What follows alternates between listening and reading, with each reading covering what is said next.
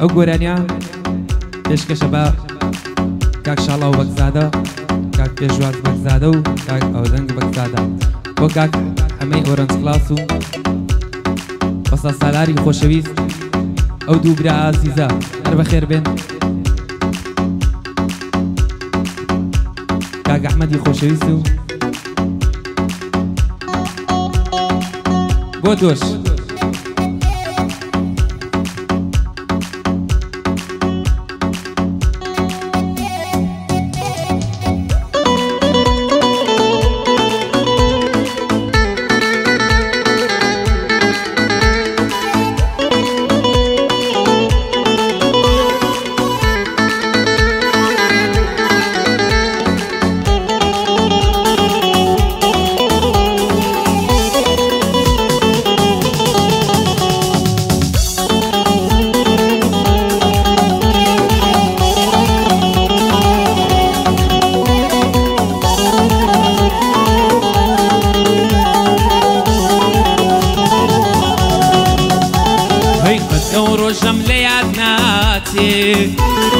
كتنيا بوماتي بولا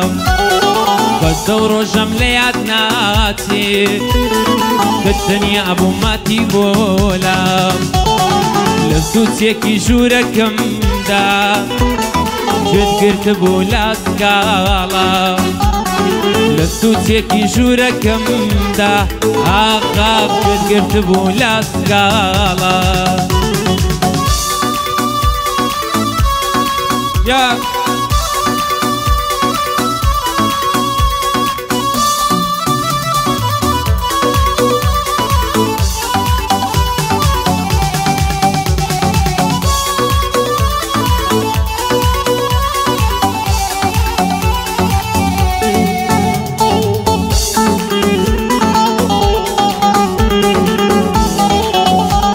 بكسادة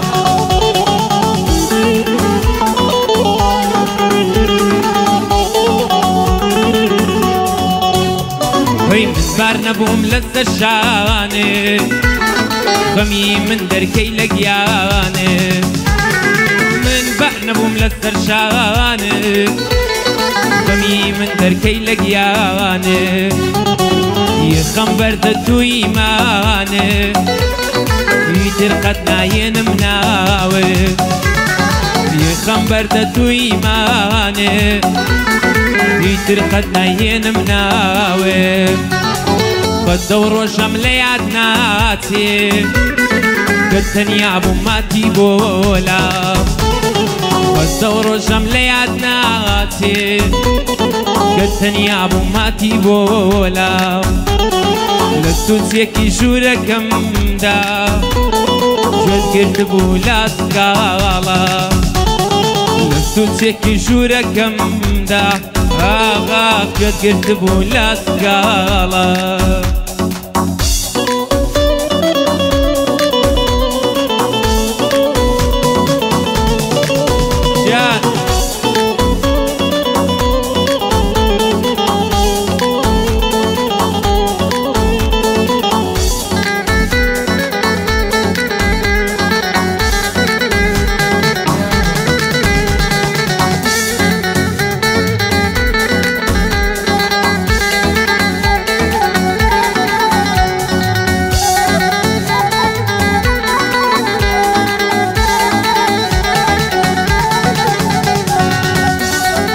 تاثر توفيك يا شاكا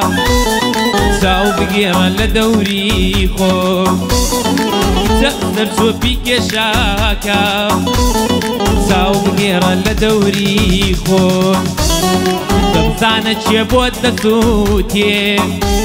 نشانيك دوستك اي خوف دمزانة شبوت دسوتي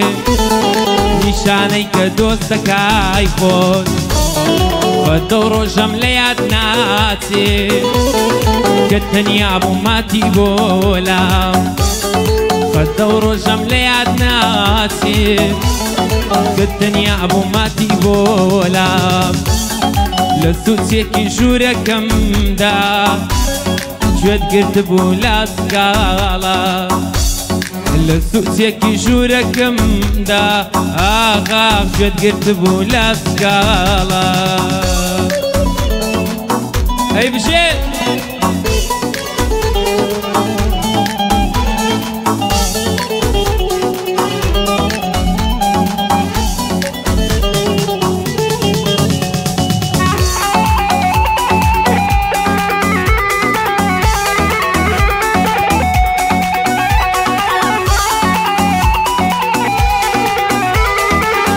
الشيخ محمد خوشوي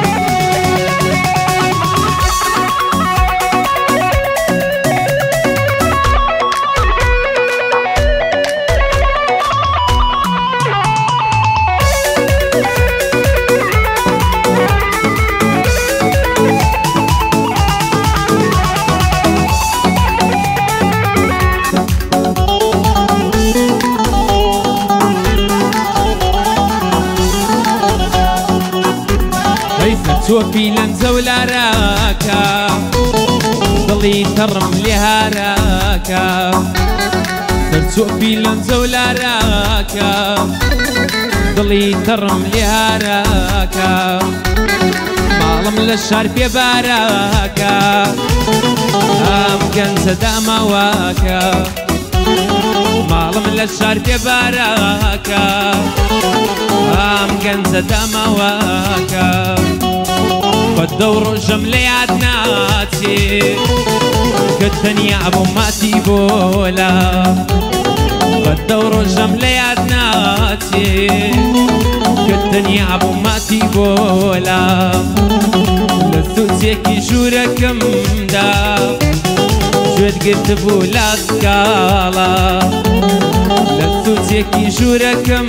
دا آغاق جود قلت بولا سكالا